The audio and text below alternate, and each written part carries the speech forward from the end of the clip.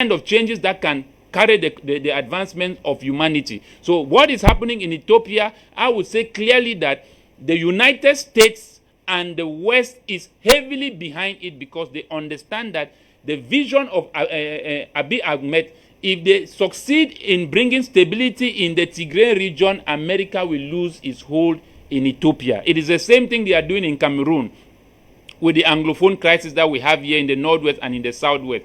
They understand that if this peace returns to those two regions, the head of state or the president of this country and the population of this country will push forward the agenda in keeping France away. So they had to create another insurgency in another region whereby the government loses focus, and that is the same thing they are doing in Ethiopia. And that is the same thing they are doing in Africa, creating instability whereby governments cannot fully carry out their duty and their responsibility for which they were put into power, so that the presence of the multinationals can continue to rule Africa, and then yet they sit up there at the level of the United Nations and begin to lay sanctions on our leaders. This is not fair. Who has laid sanctions on all the atrocities that America has done in Africa?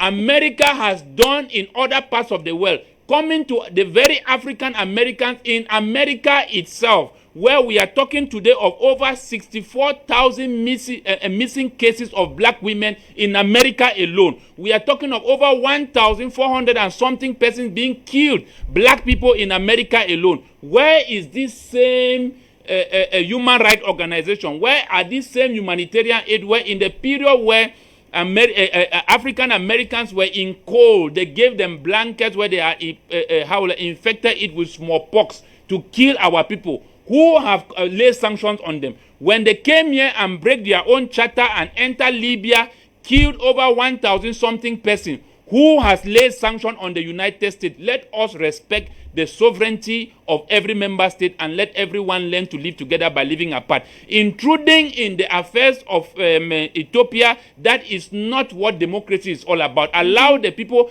and allow them to have rights to self-determination. You cannot keep double standard when you are the one preaching of self-determination and the right to freedom, equality, and justice, and how can I put it, the advancement of people living together. No one has intruded in the affairs of the West or the EU or the UN or the United States. Why is it that meetings should be held in America, in Washington, D.C., on the affairs of what is happening in Ethiopia? I think that is a gross, wide range of human rights abuses that is taking place before our eyes. The future of Ethiopia is in the hands of the Ethiopians. Allow them to decide what is good for them. No one should be able to get into a position where they begin to lay sanctions and keep the president in a very, how will I call it, in a state of panic whereby he becomes afraid because he sees the sanctions which are laid upon him. Very soon you start hearing the same sanctions that they gave on the president of Sudan that was taken to The Hague.